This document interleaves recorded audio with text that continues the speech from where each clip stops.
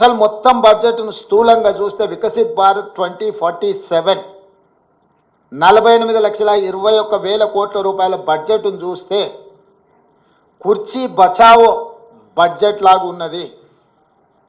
బీహార్కు ఆంధ్రప్రదేశ్కు తప్ప ఇతర రాష్ట్రాల పట్ల కేంద్ర ప్రభుత్వం వ్యవహరించిన తీరు కేవలం కుర్చీని కాపాడుకునే ప్రయత్నంలో భాగంగానే ఈ బడ్జెట్ను ప్రవేశపెట్టినట్టుగా కనిపిస్తుంది. ఇది ఏ రకంగా కూడా ప్రధానమంత్రి గారికి గౌరవాన్ని తెచ్చిపెట్టదు. ఇంతటి వివక్ష, ఇంతటి కక్షాపూరితమైన వ్యవహారం ఎప్పుడూ జరగలేదు. తెలంగాణ రాష్ట్రము, తెలంగాణ ప్రజలు 8 పార్లమెంట్ స్థానాలు, 35% ఓట్లు బీజేపీకి ఇచ్చిండ్రు. తెలంగాణ ప్రజలు ఎలాంటి వివక్ష బీజేపీ పట్ల చూపించలేదు. తెలంగాణ ప్రజల యొక్క నిర్ణయం వల్ల ఈరోజు నరేంద్ర మోడీ గారు ప్రధానమంత్రిగా కుర్చీలో కూర్చున్నారు.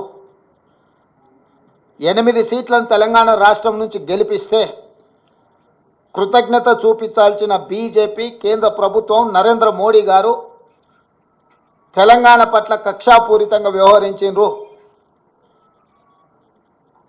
ఎన్నికల కంటే ముందు నేను పదే చెప్పిన, ఓట్లు సీట్లు మాత్రమే తెలంగాణ నుంచి కావాలి, కానీ తెలంగాణ ఆత్మగౌరవం పట్ల కేంద్ర ప్రభుత్వానికి ఎలాంటి పట్టింపు లేదు అని. ఈరోజు అదే విధంగా కేంద్ర ప్రభుత్వం వ్యవహరించింది. కేంద్ర మంత్రిగా ఉన్న కిషన్ రెడ్డి గారు ఈరోజు తెలంగాణ ప్రజలకు సమాధానం చెప్పాలి. బీజేపీ అధ్యక్షుడిగా నరేంద్ర మోడీ గారి మంత్రివర్గంలో యూనియన్ క్యాబినెట్ మినిస్టర్గా కిషన్ రెడ్డి గారు బాధ్యత వహించాలి. తెలంగాణకు జరిగిన అన్యాయానికి తెలంగాణ ప్రజలకు క్షమాపణ చెప్పి తక్షణమే మోడీ మంత్రివర్గం నుంచి తప్పుకోవాలి కిషన్ రెడ్డి గారు. ఇంతటి వివక్ష ఎప్పుడూ జరగలేదు. కేవలం కుర్చీ కోసం మౌనంగా ఉండడం ఇది సమంజసం కాదు. కిషన్ రెడ్డి గారు ఈరోజు తెలంగాణకు బయ్యారం ఉక్కు కర్మాగారం, Kazipet railway coach factory, IIM, ప్రతి రాష్ట్రంలో ఐఐఎం ఉంది. మేము ఐఐఎం కావాలి తెలంగాణ రాష్ట్రంలో లేదు అనిస్తే ధర్మేంద్ర ప్రధాన్ గారు నాకు లేఖ రాశారు, మీ రాష్ట్రానికి ఐఐఎం ఇవ్వము అని. భారతదేశంలో ప్రతి రాష్ట్రంలో విద్యార్థులు చదువుకోవడానికి ఐఐఎంలు ఉన్నప్పుడు తెలంగాణ రాష్ట్రానికి ఎందుకు ఇవ్వరు? నేను ప్రధానమంత్రి గారిని కలిసి స్వయంగా ఐఐఎంకు లెటర్ ఇస్తే ప్రధానమంత్రి గారు సంబంధిత శాఖ మంత్రికి పంపిస్తే ధర్మేంద్ర ప్రధాన్ గారు నాకు లేఖ రాసిండ్రు 3 రోజుల క్రితం, మీ తెలంగాణ రాష్ట్రానికి ఐఐఎం ఇవ్వము అని. ఎందుకు ఇవ్వరు? ఐఐఎం మనకి ఇవ్వనప్పుడు కిషన్ రెడ్డి గారు ఎందుకు కొనసాగుతున్నాడు కేంద్ర మంత్రిగా? పాలమూరు రంగారెడ్డి ఎత్తిపోతలకు కేంద్ర ప్రభుత్వం ఎందుకు నిధులు ఇవ్వను అంటుంది? పోలవరం నిర్మాణానికి 1000 కోట్ల రూపాయలు ఇచ్చే కేంద్ర ప్రభుత్వం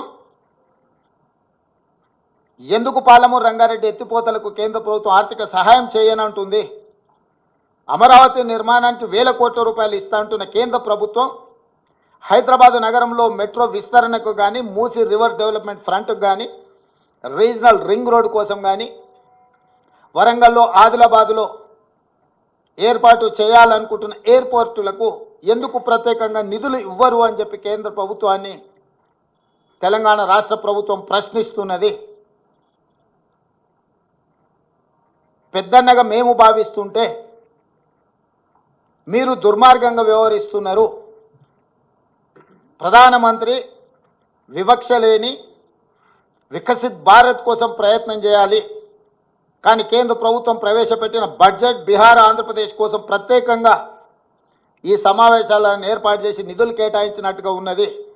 కేవలం క్విడ్ ప్రోకో, మీరు మాకు మద్దతు ఇవ్వండి ప్రభుత్వాన్ని కాపాడుకోవడానికి, మేము అన్ని రాష్ట్రాలను దోషి మీ రాష్ట్రాలల్లో నిధులు విడుదల చేస్తామనే విధంగా ఉన్నది.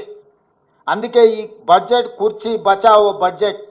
కుర్చీ లాలూచిలో, ప్రధానమంత్రి లాలూచిలో బీజేపీ తెలంగాణ ప్రజల యొక్క హక్కులను, తెలంగాణ రాష్ట్ర అభివృద్ధిని కాలరాస్తున్నది. ఇది ఏమాత్రం ఇక్కడి ప్రజలు సహించరు, మా ప్రభుత్వం ఊరుకోదు. మా నిరసనను తప్పకుండా పార్లమెంట్ బడ్జెట్ సమావేశాలలో మా పార్లమెంట్ సభ్యులు ప్రధానమంత్రికి తెలియజేస్తారు.